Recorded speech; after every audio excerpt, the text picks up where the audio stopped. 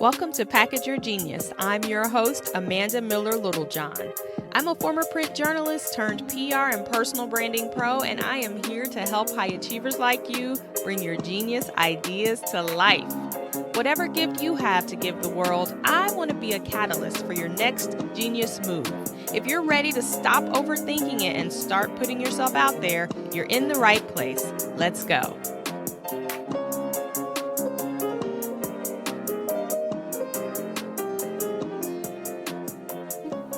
We are fast approaching the close of the year, and as such, I've just been deep in thought, really pondering the next season of my business, my brand, and my life.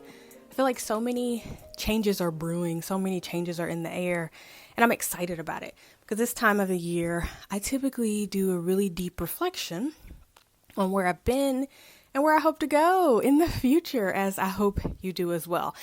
And just as a quick plug, if you need some help reflecting, check out the 5-Day Brand with Purpose Challenge that can be found on packageyourgeniusacademy.com. If you missed the 5-episode series where I took us through a reflection process as well as a planning process for our platforms, our personal brand platforms, our visibility, and our revenue, if you missed that, you want to check it out. Again, it's on packageyourgeniusacademy.com. But anyway, the message I want to bring to you today is courtesy of a client and friend who actually reiterated something that I have had to come face to face with myself as recently as this year. So the client was telling me about a particular opportunity that she had put herself in position for, and she was denied the opportunity. And she started to reflect about it and felt like she had been hearing no too often. And it didn't sit well with her. It was discouraging her. It was bringing her spirits down. And so I asked her a few questions just to get some clarity around what opportunities she's actually been going after and what she's been hearing no about. And interestingly enough, one of the very people who rejected her, or I would like to say redirected her, told her that the very thing she had been putting off doing was the one thing that could make a difference in his decision and basically turn his no to a yes. And so I reflected back to her that could it be the reason why you keep hearing a message that you don't want to hear is because you're not being obedient to the direction that has already surfaced as the next most important move you need to make for your brand. And that next move is for her writing a book. And this person who was in a position to kind of accept or reject her said that if she had a book, the conversation would be completely different.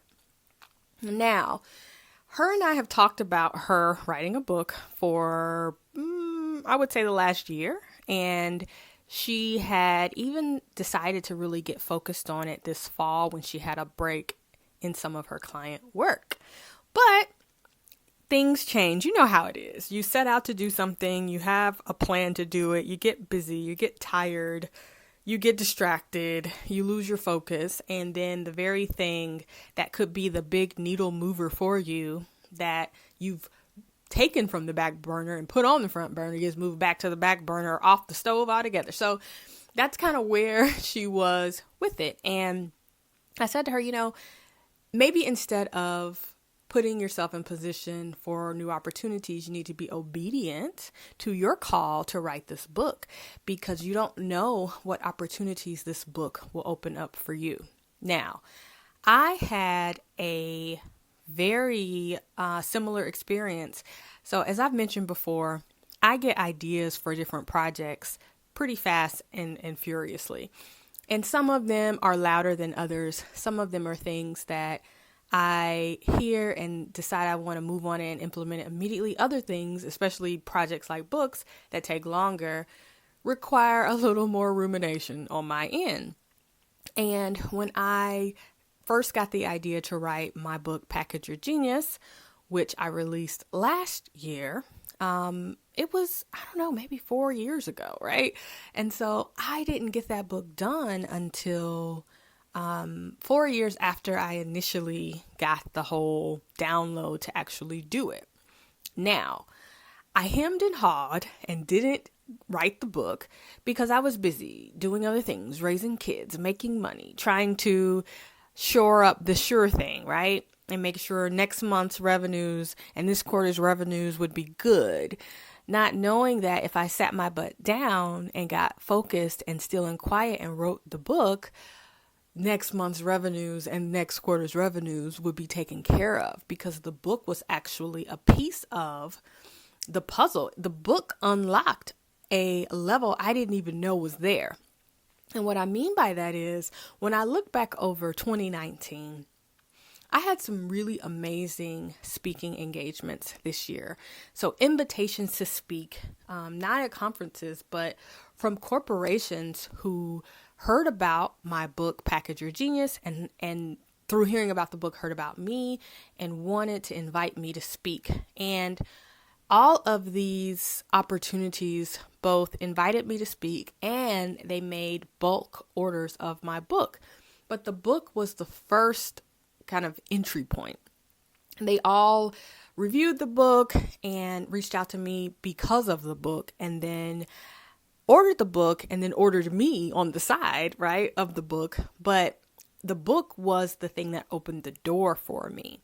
I had a few referrals to speaking engagements, and the book kind of added that layer of credibility and helped kind of seal the deal for me. And so when I think about this year and the opportunities I didn't even go after, they came to me because that book was out there serving as an ambassador on my behalf. That book essentially unlocked something that I've wanted for a really long time. I'll be candid. I would say, ironically, about 3 or 4 years ago, I started thinking about corporate clients as a real line item in my revenue, right? Like, what if I could get corporate trainings and corporate talks and corporate opportunities? And I remember going to different events where corporate decision makers were and meeting with them and showing them my stuff. And I remember even giving away the branding box to a few corporate executives who I thought may have the power to bring me in or be interested in bringing me in. And just, it never panned out. And I had kind of gotten to the point where I decided that I wasn't a corporate consultant. I wasn't a corporate trainer. I wasn't a corporate speaker. Corporations don't like me. My message isn't a fit for corporations. My hair isn't a fit for corporations. My look isn't a fit for corporations. I started telling myself all of these stories about why I was not attractive or palatable to corporate organizations, and therefore I should just focus my energies on the individual high achievers who need me. And I made my peace with that. I was fine with it. You know, you tell yourself whatever you have to tell yourself to feel okay and to keep going and not feel so discouraged. And I'll be honest with you, I had colleagues and friends who were in a similar space as I was, who seemed like whenever they talked in front of corporate audiences or corporate decision makers, they suddenly had 2 or 3 new corporate clients lined up. And I began to wonder what I was doing wrong or what was wrong with me. Now, I gave up even on the idea of having corporate clients because it just seemed like such an uphill battle. Like, you know, whatever I had wasn't palatable. And then as soon as I released this book, corporations start coming out of the woodworks for me. I did not pitch one opportunity that came to me this year.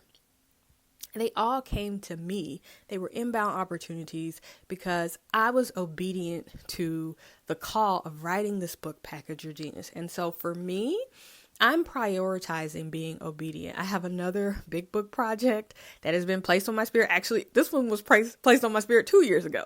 So I'm trying to catch up, y'all. I'm trying to get this backlog of projects, ideas, and books filled. But I say all that to say, as I reflect back to my client and friend today, that sometimes when you are putting yourself in position for a specific opportunity, a specific client, just a specific thing that you know that you want. But at the same time, you're being disobedient to that inner call. For you, it may be the call of God or your spirituality or the universe, however you characterize that intuition and that voice. Like for me, it's my intuition and God. God speaks to me through my intuition and tells me the things that he wants me to do with my gift, right? And so she was very clearly hearing and seeing and getting confirmation that this book was the next move for her. But for whatever reason, she was procrastinating on it. She wasn't rising to the challenge of it, and she wasn't being obedient. And so she kept hearing no. Now, her story isn't over. We'll have to wait and see what happens once she buckles down and writes this book and gets it into the world. But if her experience is anything like mine, and I honestly feel like she has an even bigger opportunity to make a splash with her book than even I did. But for me, a door that kept closing in my face, the door of corporate clients, suddenly opened up when I did the thing that had been put on my heart to do, that I'd been resisting and being disobedient. The moment I became obedient, it was like all of this opportunity opened up that I didn't even know was there. So I say all that to say and to share with you that, I think we all know when we're being led or called or advised to do something big, even if it's scary, even if it's going to be a new thing. I've been advised to do something really big that feels big and scary to me, but I'm going to trust that it will all work out, because if it was placed on my heart and on my mind and my soul to do, like why else would it have been put there? It wasn't just put there for me to think about and feel warm and fuzzy about and think how cool and great this concept is. It was meant for me to share it with you. And so I'm working on getting that in a position to where I can share it with you. So stay tuned for that. But if there has been something placed on your heart, and one quick way to think about it is to look at past vision boards, past to-do lists, or past goals lists for the years that have gone by. So look at what were your 2016, 2017, 2018 goals, right? What was on your 2016, 17, 18 vision board? What did you challenge yourself to do in these years past that's still on the to-do list? I remember the book. It was in green dry erase marker on this board, PYG book. And I remember it was 2014, I think, when I wrote that, or 2015. It was 2015, because I remember I was in my WeWork office on Connecticut Avenue, and PYG book was on the board, and then it was on the board again in 2016, and finally in 2018, it is in the world. And then in 2019, I'm reaping the benefits of it being in the world. And I plan to continue reaping those benefits because the content is still great content and does not expire. But whatever has been put on your heart, a goal for you, like you would not receive a goal or a vision if it wasn't meant for you to act on it and for you to, put your stamp on it, package it, and deliver it to the world. Like, why else do we get our ideas and our visions if they're not meant for us to execute? So if you're facing some resistance in an area of your life and your business, maybe for you, it's that, you can't get people to listen to your podcast, or, your email list won't grow, or you can't get people to buy this specific program you're putting out there. Ask yourself, are you being resistant or disobedient somewhere else where you've clearly heard the thing that you need to do and you're not doing it? Because it is likely that the thing you are resisting, procrastinating on, and not doing is the very thing that can allow you to unlock this goal that is seemingly out of reach for you right now. I just want you to try it. Like, it worked for me.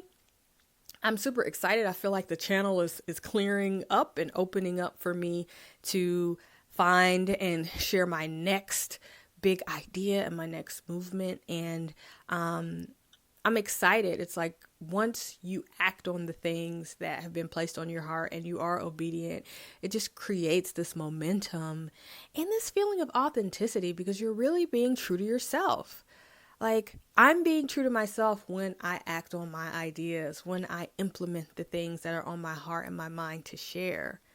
When I offer what has been given to me, when I offer that to you, I am being who I am. I'm being true to myself, right?